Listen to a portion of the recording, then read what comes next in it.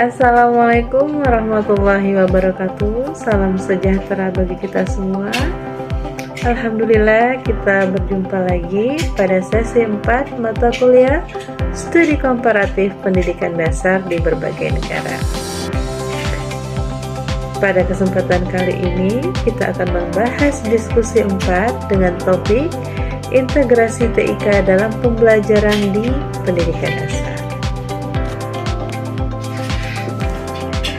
Adapun yang menjadi latar belakang pembahasan kita kali ini, bahwasanya perkembangan teknologi digital saat ini telah membawa perubahan yang besar dalam dunia pendidikan, khususnya di tingkat sekolah dasar. Teknologi informasi dan komunikasi kini menjadi bagian penting dalam menciptakan pembelajaran yang interaktif dan bermakna. Menurut Kemendikbudristek tahun 2023, integrasi TIK diperlukan untuk meningkatkan kualitas pembelajaran di era digital. Sebagai guru, kita perlu merancang pembelajaran inovatif agar teknologi memberikan dampak yang positif bagi siswa kita. Sejalan dengan pendapat Putri dan Pratama pada tahun 2022, pemanfaatan TIK dapat mengembangkan keterampilan abad 21, di mana siswa diajak untuk berpikir kritis, kreativitas, dan kolaborasi. Sebagai guru pendidikan dasar, integrasi teknologi informasi dan komunikasi tidak hanya dimaknai sebagai penggunaan alat digital di kelas, tetapi sebagai strategis pedagogis untuk meningkatkan kualitas proses dan hasil belajar siswa.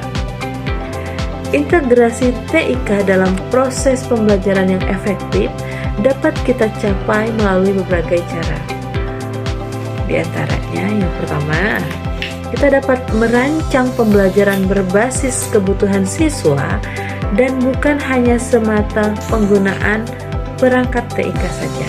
Lalu yang kedua, menjadikan teknologi jembatan antara konsep dan konteks nyata di dalam dunia siswa. Lalu yang ketiga adalah mengembangkan diri secara berkelanjutan dalam kompetensi pedagogi digital.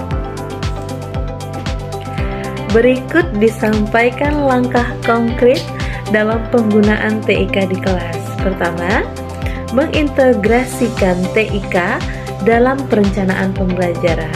Nah, pada saat ini saya sering menggunakan Canva Edukasi dengan memanfaatkan berbagai fitur gratisnya dalam membuat modul ajar, kemudian RPM, ringkasan materi, bahan ajar, bahkan lembar evaluasi atau penilaian, dan LKPD juga saya memanfaatkan beberapa fitur yang disediakan oleh Canva. Terlebih sekarang Canva sudah memiliki fitur AI yang memudahkan kita untuk mencari inspirasi untuk belajar seperti itu. Kemudian yang kedua, menggunakan platform pembelajaran interaktif. Yang terbaru, saya menggunakan platform dari GeoGebra, di mana GeoGebra ini membantu saya dan siswa untuk belajar matematika dengan memodifikasi beberapa fitur yang ada di dalamnya, seperti itu. Kemudian yang ketiga, menerapkan model PJBL dan CTL berbantuan TIK. Nah, pada proyek yang saya lakukan kemarin, siswa diajak untuk membuat komik dari platform Pixton.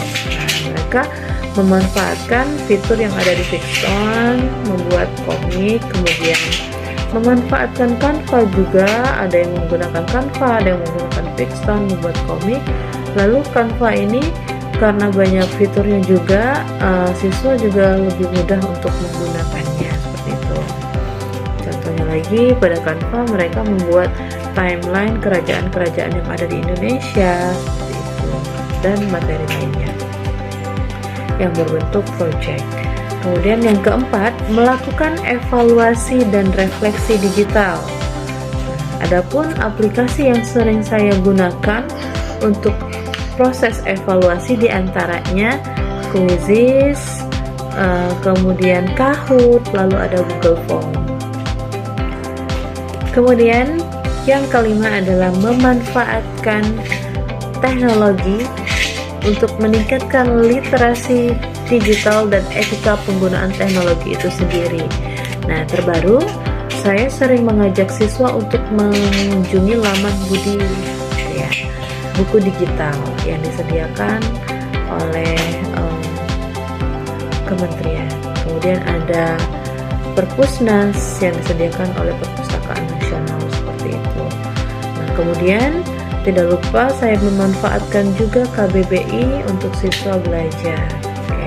Dan yang terakhir, mengembangkan kompetensi guru secara berkelanjutan. Terbaru, saya mengikuti kegiatan pelatihan pembelajaran mendalam melalui laman Guru Belajar LMS-nya. Kemudian saya juga sering mengikuti webinar-webinar yang disediakan komunitas belajar dari sekolah-sekolah lainnya, seperti itu.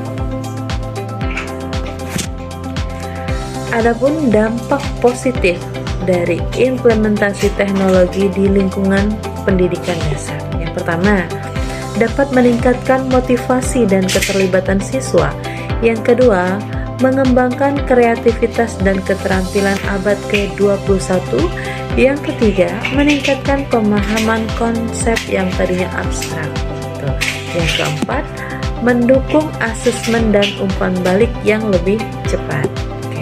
Sedangkan selain memiliki dampak yang positif, tentu saja TIK ini mengalami yang namanya tantangan. Adapun tantangan dalam implementasi teknologi di lingkungan pendidikan dasar diantaranya yang pertama, keterbatasan sarana dan infrastruktur. Kemudian yang kedua, variasi literasi digital siswa dan guru. Yang ketiga, potensi distraksi dan ketergantungan pada gawai, misalnya penggunaan gawai untuk bermain game online seperti itu dibandingkan dengan kegiatan belajarnya, jadi fokusnya terpecah. Kemudian yang keempat, kebutuhan pelatihan dan pendampingan yang berkelanjutan seperti itu. Adapun upaya yang dapat dilakukan untuk mengatasi tantangan ini diantaranya kita dapat mengoptimalkan perangkat sederhana seperti HP dan proyektor yang dimiliki oleh sekolah seperti itu.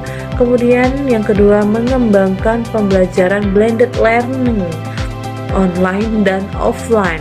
Kemudian mengadakan pelatihan internal dan berbagai praktik baik di antara guru. Kemudian yang keempat, menjalin kolaborasi dengan orang tua untuk pengawasan penggunaan TIK di lingkungan rumah. Demikianlah presentasi singkat saya terkait topik integrasi TIK dalam pembelajaran di pendidikan dasar.